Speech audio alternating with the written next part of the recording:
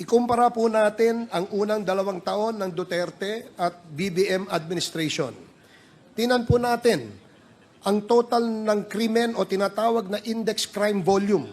Sa unang 2 taon po ng Duterte administration ay nakapagtala ito ng 217,830 na krimen.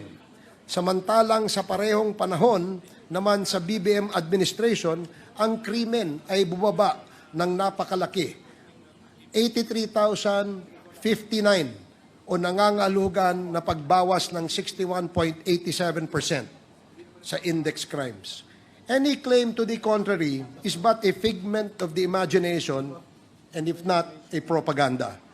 Pangalawa, tingnan po natin mula July 2016 to December 2017 ay may mga namatay o pinatay na 4,354 sa mga police anti-illegal drug operations, habang 16,000 naman at 355 naman ang pinatay na mga riding in tandem at mga di pa nakikilalang mga salarin. Noong 2018, inilagay ng PNP sa kategoryang HCUI or Homicide Cases Under Investigation na umabot sa talang 23,327.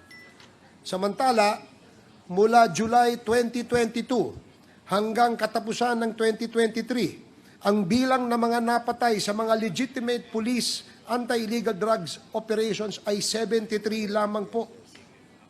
Pangatlo, may kabuuan na 115,435 na anti-drug operations na nakalikom lamang ng 3,294,44 kilos ng shabu na nagkakahalaga ng 18.43 billion pesos sa unang 2 taon ng dating Pangulong Rodrigo Roa Duterte, habang sa mas kakaunting anti-illegal drug operations lamang sa parehong panahon sa BBM administration ay 84,676, subalit nakalikom na mas maraming shabu na umaabot sa 6,481.16 kilos.